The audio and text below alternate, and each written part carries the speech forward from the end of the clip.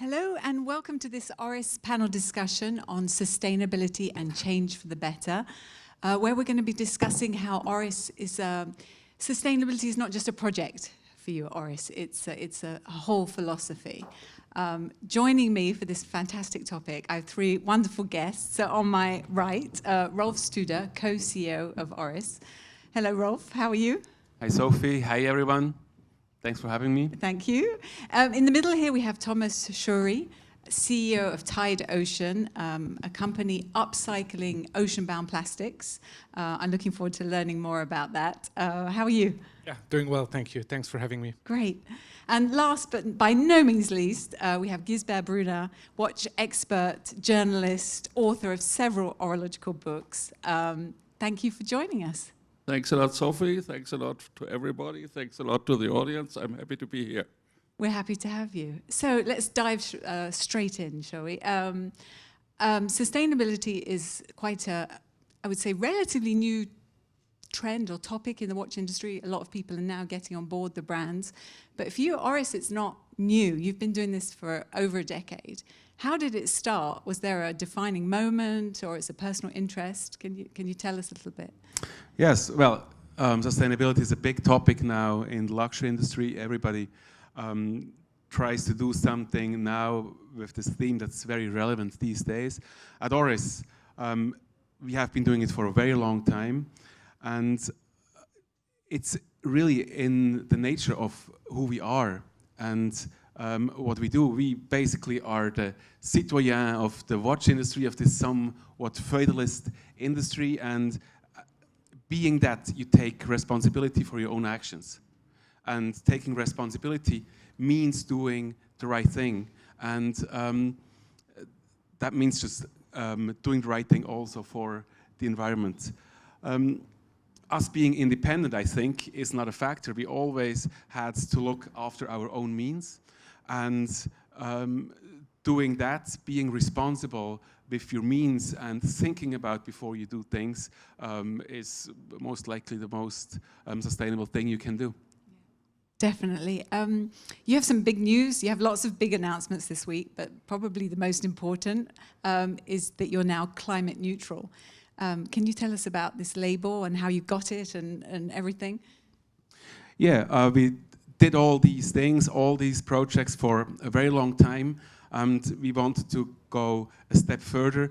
We contributed to doing research for shark migration, nurturing corals, a lot of projects that brought actual change, taking plastic out of the ocean. But we also want to lead the way as a company. And that's why we got certified by Climate Partner. Now, based on the data of our last full normal year, let's say, 2019, and we evaluated how much carbon we emit. It's 2,356 tons that we compensate for, but that we also want to reduce. Now we know what we do, not just as a Swiss company, but as a global organization.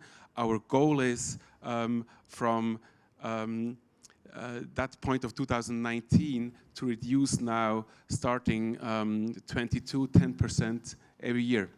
We already have initiated things in Hülstein. We are at this moment renovating the building. We are isolating the roof, which will save about 30% of heating energy. We are installing solar panels, which gives us possibility to create to produce 60% of electric power ourselves. We use for our standard boxes recycled carton, for example. We are in a project to lower the weight of our boxes because we know that this will save several tons of carbon that we emit. So there are a lot of things going on, and not just in Switzerland, but also as a global organization. We look at each and every one of our markets and initiate projects there to reach the target of -10% every year over the next 3 years. Was it a difficult label? Was it a difficult label to acquire? Did it involve a lot of work? Actually, to acquire the label, that's not that difficult. It's getting the data together. It's working with the organization, which in our case is Climate Partner, to put the information together. The work starts now. The work to really reduce our emissions, that's what we do now. And we have discussion internally. Flights, for example, is one of the biggest factors to our CO2 how do you say? Emissions. Emissions, Yeah. yes. And now what do? Do we not fly anymore? We have to see our customers, right? So these are discussions we are having right now, and they're the good discussions to have. Excellent. One of your big pillars in your Change for the Better movement is your ocean protection with your coral reefs. You also have the Wadden Sea. You have a lot of things going on your website. The list is endless. It's inspiring. And this is what brought you together with Thomas, because you're also in this ocean protection, what can I say, segment of the sustainability world. Can you tell us a little bit about Tide Ocean and what you guys do? Yeah, it's a pleasure. Actually, it's quite interesting when I see Rolf, or I hear Rolf's words about independence, and I think that's the key of a company, that the decision ways are quite short. And Tide actually has been founded out of Braloba Group. It's a family-owned company from my family, and we run it in second generation. And understanding that we need to change something was clear. Was already when I grew up as a child. It was clear that when you leave the room, you have to turn off the light. It's like basic education. And we lost that a bit, I think, and by seeing that we have such a waste creation every year, we thought we should do something. And when you're working in a big company, in a group, you have a sustainability department, you have a sustainability manager, and it really takes time for change. And that's why, coming back to your word of independence, that's our big advantage. And also many brands here at the Geneva Watch Days, they're fully independent. Means when the CEO or the owners take a decision, within a very short time frame, we can change that. And so we did at Braloba. We saw that there's a problem with plastic. I couldn't believe that there is no solution for it. So we started to get in touch with the right people, especially with the Swiss University of Applied Science, to analyze, can we give a value to that? Because when you have a problem and you want to solve it, you need to give a value to it. And only when you can create a value, people get motivated to work on it. Similar how we got in touch, right? I sold you my value I have with the ocean plastic. And you said, okay, that's perfectly on my direction, because you have as well a value to communicate to your customer. Yeah, and then with the feasibility analysis and by learning that we need to give that little plastic pearl a brand name and a story, we launched that brand in 2019, and finally it became a spin-off of Braloba and is an independent company. So how does it work at Tide Ocean? Because you have teams of people around the world taking the plastic. Can you explain maybe just in a nutshell the process? Okay, difficult in a nutshell, but we said when we start with that adventure, we want to be 100% transparent. There is so much greenwashing around that you can hear, another brand is sustainable, here another brand sustainable. And we said, when we do it, we have to do it right. So we're focusing at the moment on Thailand, where we work with a Geneva foundation called Jan and Oscar, where they collect the plastic for us. So they give the value to the fishermen because they have less and less income due to the less fish in the oceans. So we create an additional income for them and so motivate to collect the plastic. So our main forces currently are in Thailand.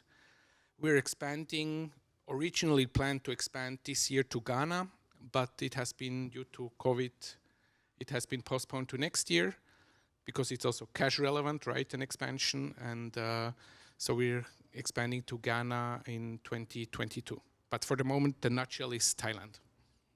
Gisbert, you're a watch journalist and expert. You're in contact with all the brands across the watch spectrum. Do you think the watch industry is doing enough to be sustainable? They say we're a little bit behind some other industries. What are your thoughts? Maybe first of all, what I'm saying you don't like, the watch industry with 2 grams for a dial and 10 grams for a watch strap won't save the world, in my opinion. But I think the watch industry is helping now to get the people aware that it's urgent to do something. And I think a lot of watch lovers now start to reflect, what can I do and what could be done better? The strap and the dials are very small, but you just talk about the boxes. At home I have one room just for watch boxes because I'm a collector. A lot of today's watch boxes are as big as a shoe box, and where to store them? But if you collect watches and maybe one day you want to sell them, you need the box. Otherwise it loses value. But if you start to deliver the watch with a real small box or something from recycled material, it could, in my opinion, this could help. And you can offer the people, okay, if you want a big box, give me another 100 and you get it. And we spent the 100 to an organization regarding sustainable future for the mankind. So this would be a solution, but we have to fit together and everybody has to reflect about what can I do. And I think what you said, Rolf, with traveling. I used to travel 500,000 miles a year, and now 1 year without a plane, I feel like young. Yeah, it's the best year in my life, and my wife always says it's wonderful. Every morning we have coffee together, and so I think we can change. We don't have to travel to each and everywhere every day, and so you can talk by phone, you can talk by internet. I think all together could help, and the watch industry could be ahead of other industries to get the people changed for a better world. Well, Gisbert, I think your example with the watch box is very interesting. A room full of watch boxes. It's an old concept of luxury, right? Yeah. And this needs to change, and I think it is about to change. Exclusive luxury, showing off, trying to make people envious with what you have, size matters. All of these things are not as important as they have been. We move towards inclusive luxury. We move towards sharing the passion about an object with friends, spending time with our hobby, which is watches. And you don't need a shoe carton-sized box for your watch to do that, yeah. Right? And it's our job to rethink things and to change them for the better. And as you said before, it's common sense, right? We call it at Oris, we call it the luxury of common sense. That's our luxury. And if we apply that and just turn off the lights when we leave the room and do things that are very obvious, we are already making a big change and already a first step in where we need to go. Definitely. Coming back to what you said about raising awareness, I think this is something that often we don't think about so much. We think we concentrate on the manufacturing, on the raw materials, but there's also this role you have as a big company with all your millions of followers worldwide of raising awareness. Is that something for you that's important as well, to spread this message to your consumers?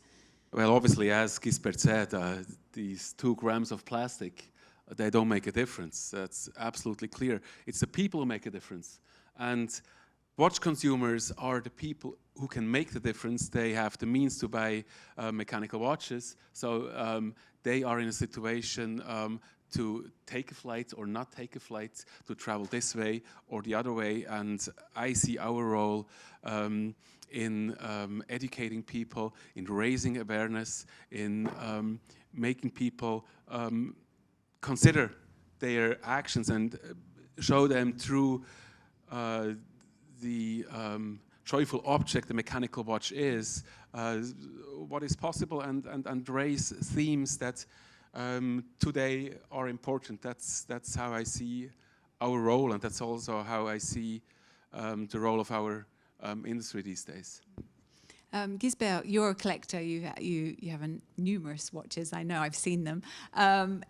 Does sustainability play a role? Is it an extra bonus for you when you're purchasing a timepiece? Yeah, I'm collecting watches since 1964, and I'm collecting only mechanical watches. No, my biggest mistake has been buying the Delirium watch, the most flat watch in the world, 0.98 millimeters high. It has been a quartz watch. It costs a fortune. In 1981, it's about 30,000 Swiss francs for this watch. Today, you don't get the battery, so it's has been a waste of money. So I think buying mechanical watches is the most sustainable thing you can do, because those watches, if you take care and you give them a service every 10 years or something, they are for a lifetime, and for the next generation, and for the next generation after the next generation. And this is the best thing you can do. It's something forever. And therefore, I think people who are reflecting about time, they reflect about how to measure the time. And Oris is doing just mechanical watches, so I think this is really important for sustainability for the future. No, definitely. Thomas, I wanted to talk to you because we were talking before about the younger generations who are coming at this with different knowledge than we did growing up. I was talking to a marketing expert just a couple of weeks ago who was saying that the younger generations, they don't only want sustainable products, they expect it. What are your thoughts on that? Yeah, I think this is also thanks to all the new media we have since the last, I would say, really active since the last 10 years, such as social media and access to a worldwide internet. The new generation is, first of all, smart, and they know what's happening around the globe, and they also get confronted with all those incredible numbers. I don't want to bomb you with too many statistics, but like two are quite interesting. Is like every year 350 million tons of plastics are produced worldwide. Just a virgin number. Virgin plastic worldwide. And only 8% gets recycled. So it means like 300 million tons end up somewhere every year. And this is what the new generation understands. That, hey, we celebrate end of July this overshoot day, means we have consumed all the resources Earth can deliver, and starting from 1st of August, we're consuming, means it's going back. And again, common sense, when you understand that this goes into the wrong direction, you have to take action, and you want to take action, because it's not for us, it's not for my kids, we will survive that. It's like generation 2, generation 3 coming over. So now it's just a question of education and of a will. For some, it's just ignorance, but I think just we simply have to do it, and the new generation understands. The question if they can afford it is another one, because buying sustainable is also not cheap. A recycled product is more expensive than a new one, because you have more complicated processes. So it's also a part, I think, of the governments to support that, and at the moment, governments worldwide are definitely not doing their jobs. Rolf, at the manufacturer, everyone's involved in this process. It's not just the products, it's right through from the roof down to the basement. Can you share any stories about the employees and how they've changed, and anything you've noticed? Yeah, we just heard, and I fully agree. It's a mindset that we need to create, or it's a mindset that we need to find again. Right? And also when we do our Change for the Better program, a very important factor of that is that the team is involved. It can't be that the management orders, now we are sustainable, now we are sustainable. It has to come from within. And for us, this is a philosophy, an attitude, and not just an opinion. And that's why we involve the whole team. That's why we do what we call inner cleanups, where we come together and where we discuss what sustainability actually means for us. And again, common sense. Everyone can contribute in a different form. At one of these workshops, you had to bring an object that symbolizes what you do in order to be a little bit more sustainable. And people brought things like, a watchmaker brought an old pan, right? He said, look, that's a very expensive pan. I bought it 30 years ago. It was too expensive for me at the time. I still have it. I have it for life. And these are the things that make you think and make you see ways to contribute that maybe you haven't thought of. And this way, we really create a movement within the company, and we let everybody contribute his own way. Each and everyone has his own personality, does different things, but when we sum that up and then we learn from each other, then we really make steps into the right direction. No, that's excellent. Now, I know we have a lot of journalists in the audience who are going to want to talk watches. So we do have some big news. We have the new Aquis Date Upcycle. Can you tell us a little bit about this? Yeah. The Aquis Date Upcycle is a watch that we have launched here at Geneva Watch Days. It's basically the symbol of us being climate neutral. It is a watch that has a dial made out of recycled PET. So it creates a very interesting pattern on the dial. It's that recycled PET does something that you are looking for in luxury. It makes each and every piece individual, and it certainly is a conversation starter if you have a Swiss mechanical watch with a dial made of recycled PET that looks like a little artwork, and everyone is different. So this watch symbolizes what we do to change for the better. It symbolizes what we have done the last few years. It's not just that we do projects around the world and dedicate watches to them. We do things internally in Hülstein as a group. We also do things with our community. We do the Change for the Better Days. Now we have elevated our cleanup days to a full program happening in fall now. 12th September is World Cleanup Day. We have participated in that with many events around the world, also in places where this is not so common. In China, we just had an event with 200 people cleaning up a beach near Shanghai, and this in a Asian understanding of luxury is really disruptive. And that's what we want to symbolize with the Aquis Date Upcycle, that everyone can contribute and that it's not just something that other people must do. Yeah, I've been wearing it for the last 2 days and everyone keeps stopping me saying, ooh, what's that dial? So it's a great raising awareness again, you know, each time I can tell the story and with pride too. So it's a fabulous project and product. So just yes. one more thing. Oh, yes. And to close the circle between our two companies, these are the bags we use at these cleanup days. We use such bags that we also give to people. They can be used to collect the trash. We use them with an Oris logo. They can be used afterwards as beach bags, and they are made of material that you produce, that you recycle. Maybe you can say something about the material. Yeah,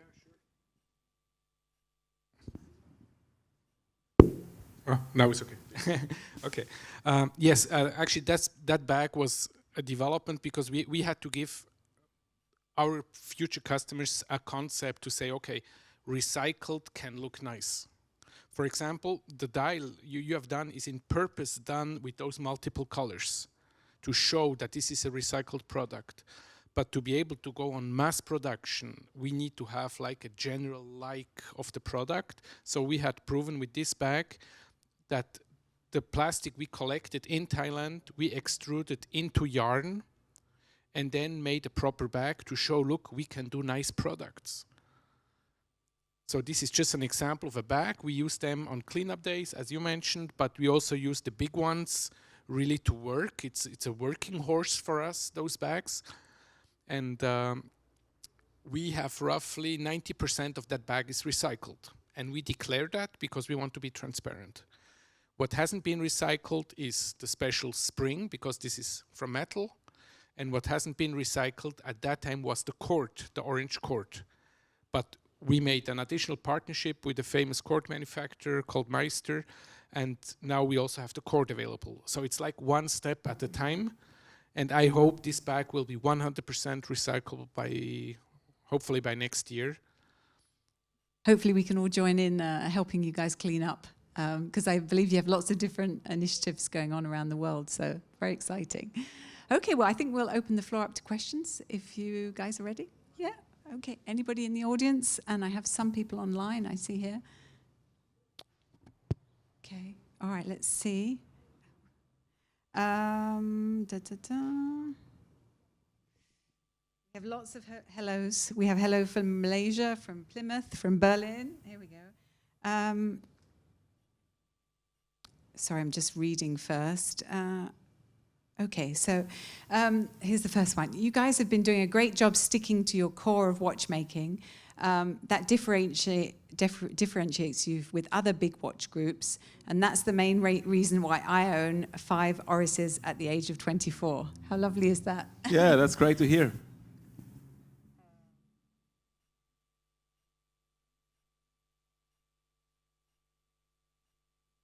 We've got a lot of hellos. Everyone's wishing you well and saying thank you. I do have an extra question for Thomas. What is the difference between upcycle and recycle?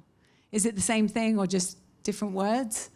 I would say the word recycle actually doesn't exist. It's like either you do an upcycling or you do a downcycling.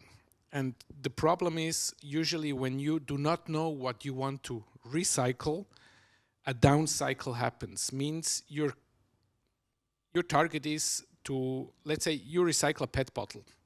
Your target is to make a new PET bottle. And if you don't have a proper sorting process, or you don't know properly exactly what you're having or what you have collected, you create a downcycling. Means the quality of the second PET bottle is worse than the first one. Means consumer will not accept. So you charge something for a higher price with a lower quality. Upcycle is a word we use because we prove together with university that we can bring the plastic back to virgin level. So we bring it up to the virgin level. So it's not more than virgin, but it's like up to the virgin level. And that's why we call it upcycling. Definitely, and also honestly, it's a marketing word. But I would say it's not downcycling, because these are a lot of rumors in the industry that, okay, recycled products are bad. And that's not the fact, because plastic is chemicals. Chemicals equal to molecules. And when you know how to attach the molecules to the proper molecular chain, you're able to reach a virgin product. And this is what we have done together with scientists. Excellent. Okay, then I have one last question if no one else is taking. Okay.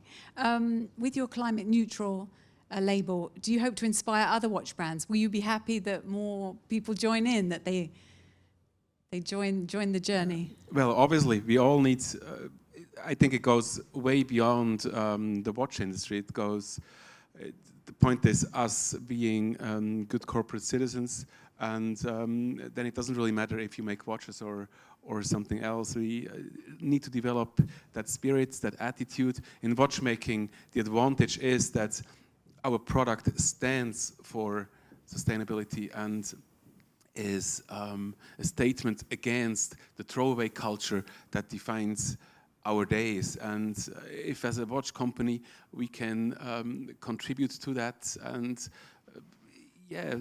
develop things into the direction that people don't throw things away, but spend a little bit more and own something that's there to stay, I think then a lot has happened, and hopefully that goes beyond our industry.